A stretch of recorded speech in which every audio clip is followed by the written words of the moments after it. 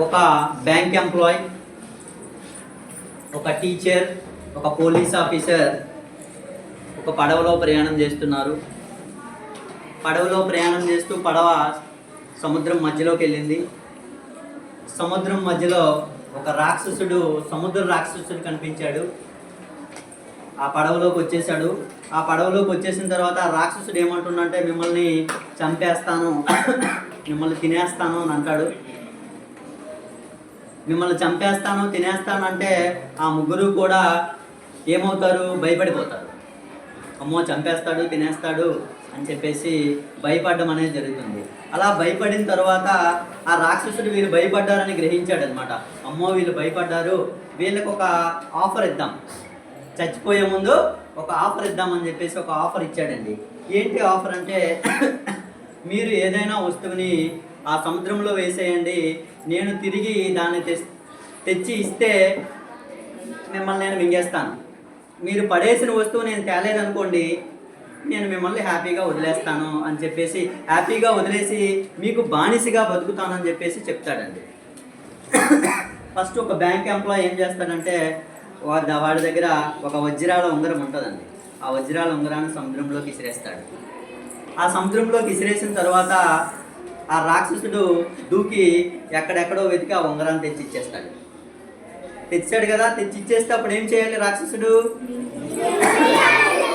ఆ బ్యాంక్ ఎంప్లాయీని మింగేయాలి. అట్లానే నీట్గా మింగేశాడు. ఓకే, తరువాత పోలీస్ ఆఫీసర్ దగ్గర మంచి వాచి ఉందండి. ఆ వాచిని విసిరేసాడు సముద్రంలోకి. ఆ సముద్రంలోకి విసిరేసిన తర్వాత రాక్షసుడు ఆ సముద్రంలో విసిరేసిన ఆ వాచిని కూడా తెచ్చేసాడు. ఎక్కడో లోపలిగా ఉన్న వాచిని కూడా తెచ్చేసాడు. తెచ్చేసి చూపించాడు, ఇదిగో నువ్వు విసిరేసిన వాచి అని చెప్పేసి. అప్పుడు ఏం చేయాలి? ఆ పోలీస్ ఆఫీసర్ని కూడా మింగేస్తాడు. లాస్ట్కి ఇంకా మూడో వారు ఎవరండి?